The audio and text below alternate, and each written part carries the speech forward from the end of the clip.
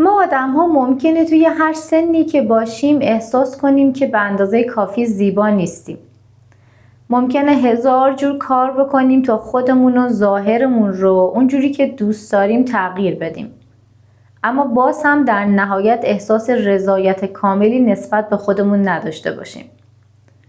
تا حالا فکر کردین که منشأ احساس این نارضایتی از زیباییتون کجاست؟ و اینکه چطور میتونین از شرش خلاص بشین؟ جواب این سوالات رو من بر اساس یک سری تحقیقاتم و هم یک تجربه شخصی از زندگی خودم میخوام براتون بگم که شنیدنش خالی از لطف نیست.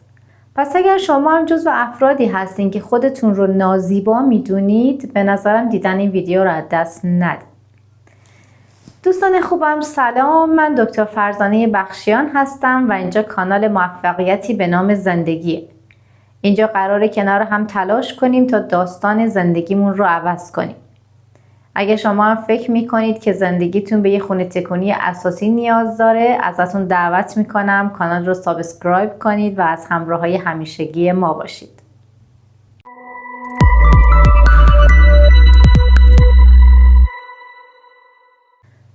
زیبا بودن همیشه در طول تاریخ در زمانها و در مکانهای مختلف معنیهای مختلفی داشته. مثلا 70-80 سال پیش توی ایران خودمون ملاک زیبایی برای خانم‌ها این به حساب می اومده که یک کمکی توپر و غیر لاغر باشن.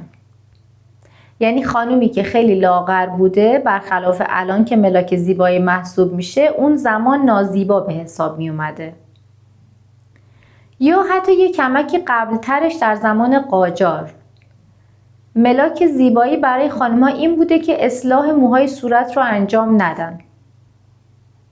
یک سرچ خیلی مختصر تو اینترنت بکنید از خانم‌های زمان قاجار، با عکس‌های خیلی جالبی مواجه میشید. یه زمانی برای آقایون موی بلند مد بوده، یه زمانی موی کوتاه. یا مثلا مد بوده یه زمانی آقایون همه سیبیل داشته باشن، اما توی برهه زمانی باز هر آقایی که سیبیل داشته تازه به نظر بقیه عجیبم می اومده. حالا من تازه به یه سری چیزهای خیلی جالبتر تو تحقیقاتم برخورد کردم. یه سری قبایل هستن توی آفریقا که برای خانم‌ها ملاک زیبایی اینه که گردن‌های خیلی بلندی داشته باشن یا لب‌های خیلی بزرگی شکل بشقاب داشته باشن. حالا شاید با خودتون بگید این که دیگه دست خود آدم نیست، ولی اونا امکان پذیرش کردن. چطوری؟ یعنی دختر خانم ها رو از سن کوچکی تا بزرگی با بزرگ شدن سنشون یک حلقه داخل گردنشون اضافه میکردن. هرچی که دختر بچه بزرگتر میشده تعداد حلقه هایی که روی هم میذاشتن بیشتر میشده تا این گردنه بلندتر بشه. یا داخل لبهای پایینشون سکه قرار میدادن که هرچی بزرگتر میشدن سکه هم بزرگتر باید میشده تا بالاخره در نهایت لبشون شبیه یه بشقاب میشده. و هر کسی که اینها رو داشته خیلی زیبا به حساب می اومده، که شاید حتی از نظر ما خیلی عجیب هم باشه. منتها واقعیت اینه که در هر برهه زمانی و مکانی اگر آدم‌ها طبق استانداردهای زیبایی جامعه خودشون نبودن، هم از نظر جامعه‌ای که توش زندگی می‌کردن و هم از نظر خودشون نازیبا به حساب می اومدن. یعنی احساس کمبود و نارضایتی از ظاهرشون داشتن. و متاسفانه خبر بد این که هر زمانی که ما آدم‌ها دچار کمبود اعتماد به نفس باشیم، یعنی آدم‌هایی باشیم با اعتماد به نفس پایین‌تر، این قضیه خیلی بیشتر میتونه روی ما اثرگذار باشه و چیزهایی رو که حتی درست هم نیستن از طرف جامعه زمانی به ما القا بشن ما اونها رو میپذیریم. مثلا الان تو جامعه ما هر کسی که بینی عروسکی نداشته باشه، کاشت گونه، ناخن، مو نکرده باشه، یا آقایون مثلا زاویه فک نزده باشن، فیلر نزده باشن، نازیبا به حساب میان. و کمپانی‌های آرایشی، تولید کنندگان قرص‌های لاغری، جراحان پلاستیک، تولید کنندگان ماسک‌های صورت هر روز اینها رو بیشتر به ما تلقین میکنن که ملاک زیبایی اون چیزی است که ما میگیم و اگر طبق استانداردی که ما داریم بهتون میگیم شما نباشین، پس یعنی زشتین، یعنی کافی نیستین، به اندازه کافی زیبا نیستین. و ما رو هی بیشتر و بیشتر درگیر خودشون میکنن تا از ما درآمد داشته باشن، تا وقت و سرمایه ما رو بیشتر صرف پر کردن جیب خودشون بکنن. من نمیخوام توی این ویدیو راجع به این صحبت کنم که 100% موافق یا مخالف با عمل زیباییم یا هر نوع کاری که برای زیباتر شدن انجام میشه، حالا از آرایش و پیرایش گرفته تا دگردیسی. چون بعضی وقتا دیگه ما یه آدم‌هایی رو میبینیم که کارشون از تغییرات گذشته، واقعا دچار دگردیسی شدن در ظاهرشون. اصلا اون آدم‌ها رو با قبل از اون عمل‌های زیبایی دیگه نمیتونیم تشخیص بدیم که واقعا این همون آدمه. و از اینجور آدم‌ها الان توی فضاهای مجازی کم نیستن، حتی داخل کشور خودمون. یک نگاه خیلی مختصری به اینستاگرام بندازین. من نمیخوام مثلا اسم ببرم یا یک آدم مشخص رو بخوام مطرح کنم، ولی بعضی از ما آدم‌ها دیگه به جایی رسیدیم که از تغییرات گذشتیم، دچار دگردیسی شدیم و جالب اینه که خودمون نمیفهمیم که به کجا رسیدیم. یعنی به یه جایی رسیدیم که دیگه از نظر 90% جامعه عجیب به نظر میایم، ولی خودمون دیگه احساس زیبا بودن میکنیم و من به این میگم دگردیسی. حالا من نمیخوام راجع به این قضیه صحبت کنم که اصلا خوبه یا بده یا تا چه حدش خوبه، چون این خودش یک موضوع خیلی کاملیه و من میخوام خیلی مفصل تو ویدیو بعدی راجع بهش صحبت کنم. اما حرف من توی این ویدیو اینه: اگر شما احساس میکنید زیبا نیستید، آیا واقعا زیبا نیستید؟ و چه چیزی رو برای خودتون ملاک زیبایی یا نازیبا بودنتون قرار دادین؟ این سوالی است که من میخوام تو این ویدیو راجع بهش صحبت کنم. این سوالات از 2 تا بعد قابل پاسخ دادن هستند. بعد اول اینه که این استانداردهای زیبایی که شما اونها رو ملاک زیبا بودن یا نازیبا بودن خودتون قرار دادین از کجا میان؟ از تاجران صنعت زیبایی، از اونایی که پولشون رو از گونه برجسته شما، از فیلر لبتون، از کشت مژه‌تون، از زدن چال تو لپتون، از زدن زاویه فک تو صورتتون به دست میارن. اونایی که مدام دارن بهتون القا میکنن که اگر اونجوری که اونا میگن نباشین، پس نازیبا هستین. و شما رو مجبور میکنن که وقتتون و سرمایه‌تون و حتی سلامتیتون رو خرج اونها بکنید. سلامتی که شاید بعد برای جبران به دست آوردنش مجبور باشید نصف عمرتون یا تمام عمرتون رو متحمل سختی بشید و شاید هرگز نتونید برش گردونید. و بعد دوم این قضیه از نداشتن اعتماد به نفس در خودتونه که به وجود میاد. از توهم کمالگرا بودن. همون چیزی که من توی ویدیوی قبلی خیلی کامل راجع بهش صحبت کردم و تمام زوایای اونو بررسی کردم. یعنی وقتی که عالی نباشین، تو بهترین ورژن خودتون نباشین، پس کافی نیستین. به اندازه کافی زیبا به حساب نمیاین. اگر که شما رفتین موجه گذاشتین، گونه گذاشتین، بینیتون رو عمل کردین، لپتون رو سوراخ کردین به اسم چال گونه که حالا مثلا وقتی میخندین یک کم بیشتر گود بیفته، تو معدتون حلقه انداختین که لاغر بشین یا حتی نصف معدتون رو برداشتین و هنوزم که هنوزه دارین ادامه میدین و فکر میکنین عملهای بیشتری باید انجام بدین، متاسفانه باید بهتون بگم که شما در جای خیلی خیلی بدی از اعتماد به نفس ایستادین. تو تله کمالگرایی گیر افتادین و این یعنی فاجعه. چون شما به یک جایی رسیدین که فکر میکنید فقط اینها خواست خودتونه، در حالی که واقعا القا کردنهای بیرونی از طرف جامعه و از طرف جریانهایی هست که دارن شما رو مدام مجبور میکنن به ادامه کاری که دارید میکنید. و ای کاش که اینها فقط خواست خودتون بود و در حد نیاز. یعنی چی که میگم در حد نیاز؟ یعنی اگر شما واقعا بینی بزرگ و مثلا غیر فرمی داشتید، باید فقط میرفتید و عمل بینی میکردین. اما اگر از عمل بینی شروع کردید بعد رفتید سراغ 1000 تا عمل دیگه پشت سر هم، دیگه توی تله گیر افتادین که اصلا تمومی نداره، توی یک راه بی انتها. چون هر کاری که انجام بدین باز احساس میکنین به اندازه کافی زیبا نیستین، فردا باید یک کار دیگه انجام بدین. یا اطرافیانتون بهتون القا میکنن که اگه فلان کارم انجام بدی دیگه خیلی بهتر میشی، خیلی زیباتر میشی. من یک دوستی داشتم که واقعا خانم زیبایی بود، از نظر زیبایی معقول بود، هیچ مشکل خاصی در صورتش نداشت. بعد یک روزی من دیدمش رفته بود برای خودش مژه گذاشته بود. گفتم چقدر تغییر کردی؟ گفت آره رفتم عروسی مژه گذاشتم، همه گفتن خیلی بهت میاد. دیگه من تصمیم گرفتم که کلا برم کاشت مژه انجام بدم. و چند وقت بعد دیدمش رفته بود بینیشو عمل کرده بود، با اینکه واقعا بینی بدفرمی نداشت.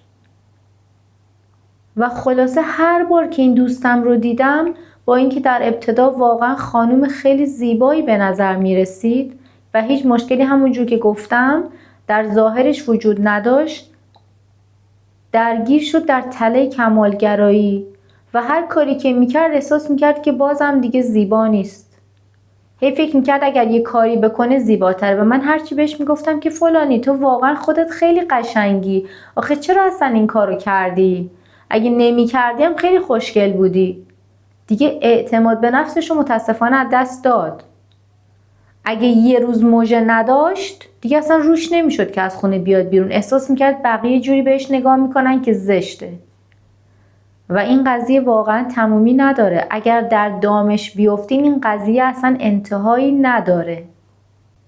و شما امروز زیبا هستین و فردا میخواین زیباتر باشین و روز بعد میخواین که باز هم جذابتر به نظر برسین. شاید الان بگید که نه، خب این یک نوع رشد محسوب میشه، همه دوست دارن که بهتر بشن، همه دوست دارن تو همه چیز عالی به نظر برسن و زیبایی هم یکی از همین چیزهاست. آدم ها دوست دارن که زیباتر به نظر برسن. بله اینم یک نوع رشده، اما دیگه نه تا زمانی که در یک چرخه بی نهایت به دام بیفتین. نه تا زمانی که دیگه در شما احساس کمبود به وجود بیاد و شما رو به سمت مرزهای تنفر از خودتون سوق بده. احساس کنید که دیگه واقعا زشتید اگر یک کار بدی رو انجام ندید.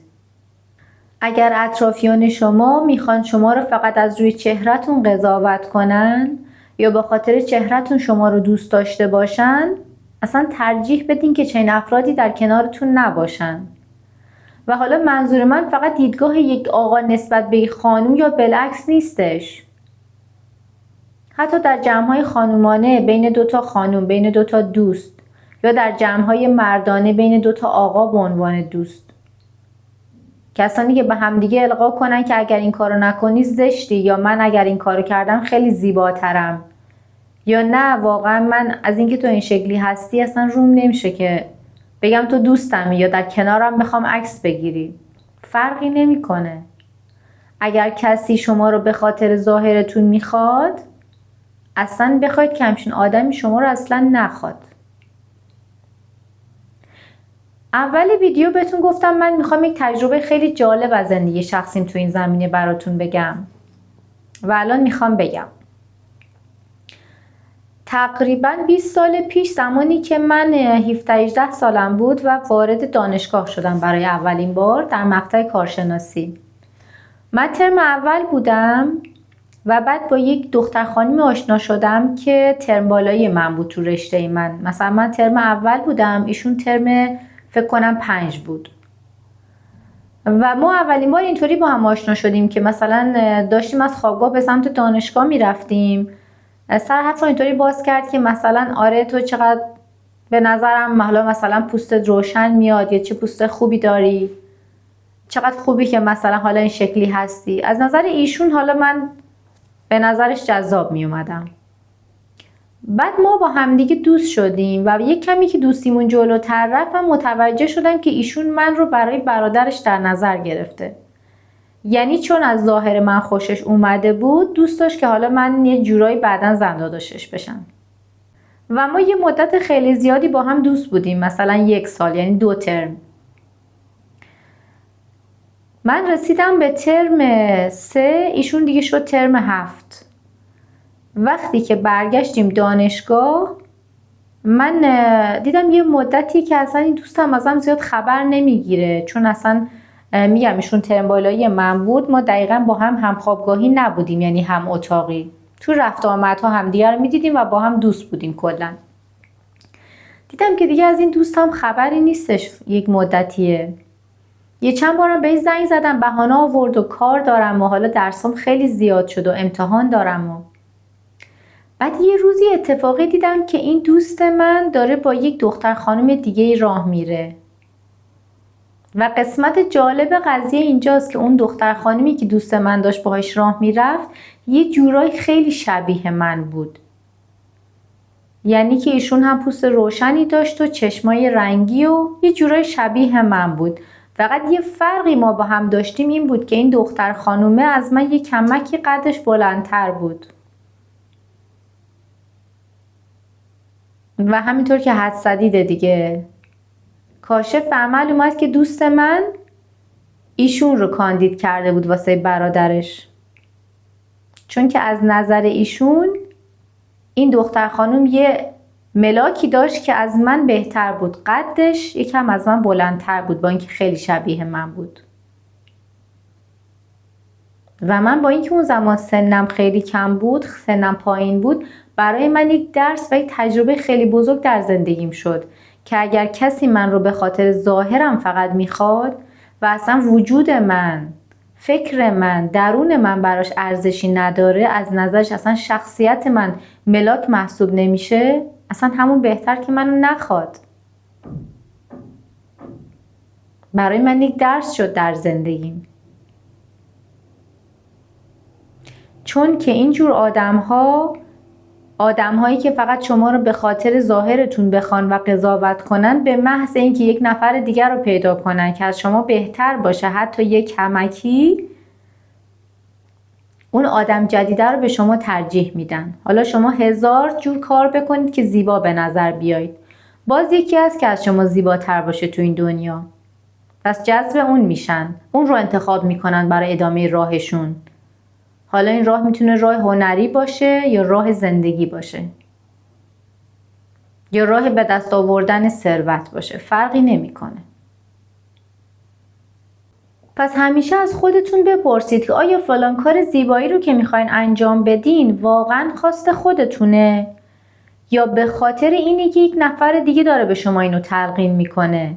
حالا اون نفره همراهتونه، دوستتونه یا یک کمپانیه که داره از شما درآمد به دست میاره. هر جور جایی. سوال اصلی اینجاست که آیا واقعا خواست خودتونه یا تلقین از طرف یه شخص بیرون از خودتونه؟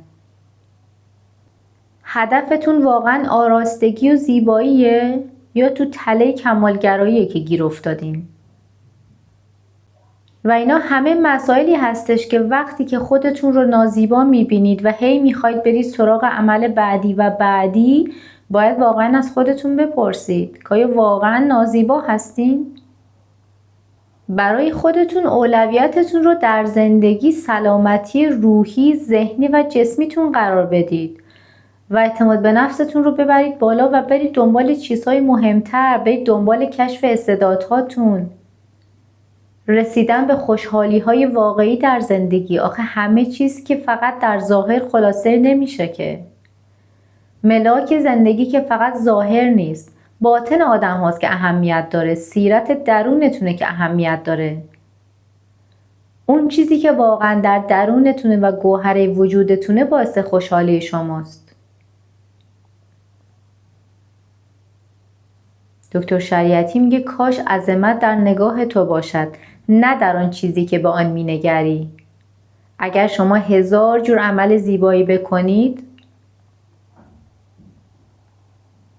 ولی درونتون خالی باشه، باز که جلو آینه بیسید خودتون رو نازیبا میبینید. احساس میکنید قشنگ نیستین.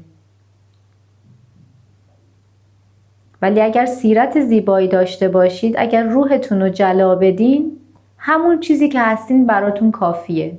یا اینکه حداقلش در حد نیازتون میدید سراغ این جور چیزها. یک سوال مهم ازتون بپرسم.